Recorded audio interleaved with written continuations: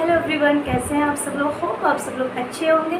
So student, आज की इस वीडियो में हम बात करने वाले हैं कुछ इम्पोर्टेंट क्वेश्चन जो काफ़ी मेरे व्यूअर्स मुझे कमेंट करते हैं, उनके बारे में आज मैं उनको डीपली बताने वाली हूँ। कुछ मोस्ट इम्पॉर्टेंट क्वेश्चन जिनके बारे में जानना बहुत ज़रूरी है। तो हमारे जैसे कुछ जो क्वेश्चन है, हमारा फर्स्ट सबसे ज़्यादा पूछा जाने वाला क्वेश्चन है कि मैम आप कहाँ से हो, आप यूपी से हो या कहाँ से हो। तो मैं आपको बता देती हूँ, मैं यूपी डिस्ट्रिक्ट बदायूं से हूँ। देन उसके बाद जो नेक्स्ट क्वेश्चन है वो है हमारा चश्मे के नंबर से रिलेटेड या स्पेक्स पावर से रिलेटेड। जो व्यूअर्स पूछते हैं कि मैम ऐसी कोई मेडिसिन बताइए जो चश्मे की पावर हट जाए, या फिर क्या करें जिससे चश्मे की पावर हट जाए, या फिर चश्मे की अगर हमारी आँख में पावर है तो वो रुक जाए। तो कुछ ऐसा टिप्स बताइए, कुछ ऐसे जिससे पावर इंक्रीज़ नहीं हो। तो इसके बारे में आपको बताने वाली हूँ। सबसे पहले अगर आपको चश्मे का नंबर है तो आप अपना स्पेक्स प्रॉपर पहनिएगा। मीन्स चाहे आपका दूर का नंबर हो, चाहे पास का नंबर हो, या दूर और पास दोनों का हो। मीन्स अगर आपकी एज कम है, 30 या 35 तक एज है, तो ऑब्वियसली आपको दूर का चश्मे का नंबर होगा। 40 प्लस में एज है, दूर और पास दोनों का होगा। कभी कभी क्या होता है, हमारी 40 एज में दूर का क्लियर होता है। मीन ज़रूरी नहीं है कि 40 एज में हमें दूर का चश्मे का नंबर हो, देन हमें पास का सिर्फ चश्मे का नंबर होता है। तो उस कंडीशन में क्या आपको पास के चश्मे का नंबर जब पहनना है जब आप पास का कोई भी छोटा काम करें, न्यूज़पेपर पढ़ रहे हैं या स्टडी कर रहे हैं, या फिर आप एक हाउस वाइफ है जो घर के छोटे छोटे काम कर रहे हैं, तो आप उस टाइम पहनिएगा। तो सबसे ज़्यादा इसमें जो क्वेश्चन ये रहता है कि ऐसा क्या करें जो चश्मे का नंबर हट जाए। तो मैं आपको बता देती हूँ। देखो, एक तो हमारा सर्जरी प्रोसीजर होते हैं, सर्जिकल प्रोसीजर होते हैं, जिससे क्या है हम चश्मे का नंबर को प्रॉपर हटा सकते हैं। विज़न क्या अपना 6/6 कर सकते हैं। बस दूसरा मेथड हमारा क्या है कि चश्मे को नंबर को जो आ चुका है उसको हटाना बहुत मुश्किल है। बहुत रेयर केस में चश्मे की पावर कम हो जाती है, फिर प्रॉपर हट जाती है। देन वरना अगर चश्मे की पावर को हम स्टेबल कर सकते हैं, वो कैसे कर सकते हैं। पहला है कि हमें प्रॉपर चश्मा पहनना चाहिए। दूसरा, उसका ध्यान रखना चाहिए कि चश्मे में कोई भी स्क्रैचेस तो नहीं है।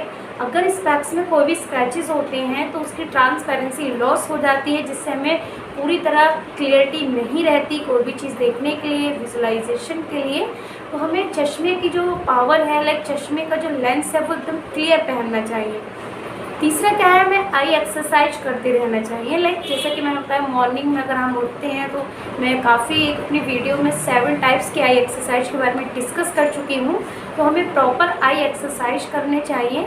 अगर खाने पीने की बात करूँ तो हमें vitamins minerals proper supplement, vitamins minerals क्या है प्रॉपर डाइट में लेना चाहिए।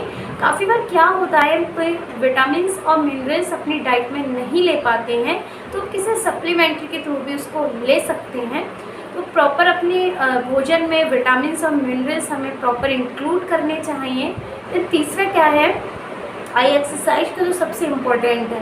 देन तीसरा है हमारा रेगुलर हमें आई डॉक्टर के पास विजिट करते रहना चाहिए। हमें पता होना चाहिए कि हमारे चश्मे का नंबर इंक्रीज़ हो रहा है या डिक्रीज़ हो रहा है। जो हमारा नंबर 4 है, उसके बाद हमें किन बातों का ध्यान रखना चाहिए। अगर हमारा न्यू स्पेक्स बन रहा है तो प्रॉपर हमें उस स्पेक्स में क्लियर है, या फिर होता क्या है कि अगर स्पेक्स में क्लियर नहीं है तो अपने डॉक्टर को एक बार बताना चाहिए। होता क्या, अगर हम स्टार्टिंग में नंबर चेंज हो रहा है तो उसको धीरे धीरे हैबिट में लाना होता है। क्योंकि काफ़ी बार पेशेंट का क्वेश्चन रहता है, पेशेंट की शिकायत रहती है, न्यू स्पेक्स पहनते हैं, इसमें क्लियरिटी नहीं है, या फिर हमें उसमें ऊंचा नीचा दिखाई दे रहा है। तो उसको क्या है, हैबिट में लाने के लिए 1 वीक आपका मीन्स 5 से 7 डेज़ उसको लगते हैं हैबिट में लाने के लिए। तो इतनी जल्दी परेशान नहीं हो, उसको 5 से 7 दिन देखिएगा, हैबिट में लाइएगा। देन उसके बाद भी अगर आपको प्रॉब्लम हो रही है तो एक बार अपने डॉक्टर से विज़िट करिएगा। तो इस तरह से क्या हम अपने चश्मे के नंबर को रोक सकते हैं, चश्मे के नंबर को कम कर सकते हैं, उसको बढ़ने से बचा सकते हैं। उसके बाद जो हमारा नेक्स्ट थर्ड क्वेश्चन है जो सबसे ज़्यादा पूछे जाने वाला है, मोतियाबिंद का ऑपरेशन कब कराना चाहिए। हमको कैसे पता चलेगा कि मोतियाबिंद कितना बढ़ चुका है, अब हमें कब कराना चाहिए ऑपरेशन। तो ऐसा क्या है, या फिर कैसे पता करें, या फिर क्या स्टार्टिंग के मोतियाबिंद में ऑपरेशन करा सकते हैं। देखो स्टार्टिंग का अगर मोतियाबिंद की स्टार्टिंग है तो उस कंडीशन में हम कुछ टाइम तक स्पेक्स का यूज़ कर सकते हैं ना, स्पेक्स से हमें कुछ टाइम तक कुछ क्लियरिटी रहती है। बट धीरे धीरे अगर मोतियाबिंद अपनी नॉर्मल स्टेज में आता है तो उस कंडीशन में क्या हमें आइज़ को क्या है ऑपरेट करा लेना चाहिए, मीन्स मोतियाबिंद का ऑपरेशन करा लेना चाहिए, जिससे क्या आँख में मोतियाबिंद के बाद काला पानी नहीं बने, जिसको हम नॉर्मल लैंग्वेज में ग्लैकोमा बोलते हैं। देन उस कंडीशन में क्या है वो थोड़ी क्रिटिकल कंडीशन हो जाती है। काफ़ी बार क्या है अगर ग्लैकोमा की दिक्कत ज़्यादा बढ़ जाती है तो हम उसको कंट्रोल नहीं कर पाते हैं और विदाउट एनी सर्जरी, लाइक उस कंडीशन में क्या होती है ड्रॉप के बाद सर्जरी करनी होती है पेशेंट की, तो उस कंडीशन में विज़न काफ़ी लॉस हो जाता है। देन जो विज़न एक बार चला जाता है वो दोबारा नहीं आता। तो ध्यान रखिएगा अपने डॉक्टर से क्या है, तो ध्यान रखिएगा मोतियाबिंद की कंडीशन ज़्यादा बढ़नी नहीं चाहिए। तो अब उसको कैसे आपको पता करना है, तो 2 से 3 मंथ में एक बार अपने डॉक्टर से विजिट करते रहिएगा क्या मोतियाबिंद की क्या कंडीशन है।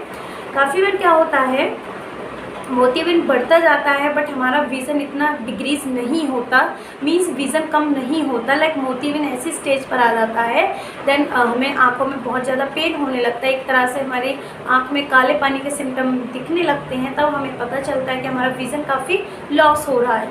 तो ध्यान रखिए 2 से 3 मंथ में क्या अपने आई डॉक्टर से विज़िट करते रहिए। देन 5 नंबर का जो हमारा मोस्ट इम्पॉर्टेंट क्वेश्चन है वो ये है, जो पेशेंट काफ़ी क्वेश्चन करते हैं मुझसे कि मैम पहले मुझे जब मेरी आंख में मोतियाबिंद था तब मुझे पास का साफ दिखाई देता था, लाइक आंख को ऑपरेट कराने के बाद मेरे पास की रोशनी बिल्कुल चली गई, मीन्स मुझे पास का स्पेक्स के बिना क्लियर दिखाई नहीं देता। तो मैं आपको बता देती हूँ काफ़ी मोतियाँ ऐसे होते हैं जिसमें हमें पास का बिल्कुल क्लियर दिखाई देता है, मीन्स 6/6 का लेटर भी आप इजीली पढ़ सकते हैं, न्यूज़पेपर पढ़ सकते हैं। बट जब मोतियाँ निकाल दिया जाता है लाइक आइज़ को क्या है ऑपरेट कर दिया जाता है, तो उस कंडीशन में क्या होता है मोतियाबिंद जो है वो निकाल दिया जाता है, तो हमें एक तरह से हमारी आइज़ क्या है नॉर्मल कंडीशन में हो गई। पेशेंट की एज 40+ है तो उसको ऑब्वियसली पास का क्लियर नहीं होगा, तो वो कंडीशन हमारी नॉर्मल होती है। बट आप ये नहीं सोचे क्या मेरी पास की रोशनी चली गई, मोतियाबिंद को ऑपरेट कर दिया गया, लाइक मोतियाबिंद वाली आइज़ को ऑपरेट कर दिया, मोतिया को निकाल दिया, उसकी जगह एक क्लियर लेंस डाल दिया, तो इस वजह से आपको क्या है पास का आपका नॉर्मल हो गया, लाइक एज फैक्टर होता है, तो आपको पास का चश्मा लगाकर ही कोई भी चीज़ आप इजीली विजुलाइज कर सकते हैं। विदाउट स्पेक्स आपको पास की बारीक चीज़ या बारीक लेटर पढ़ने में नहीं आएंगे, रीड करने में नहीं आएंगे। सो ये थे हमारे 5 मोस्ट इम्पॉर्टेंट क्वेश्चन जो काफ़ी मेरे पेशेंट के, मेरे व्यूअर्स के रहते हैं। सो होप ये वीडियो आपको पसंद आई हो, वीडियो पसंद आई तो प्लीज़ लाइक कीजिएगा, शेयर कीजिएगा, हमारे चैनल को सब्सक्राइब कीजिएगा। Thank you so much for the watching video.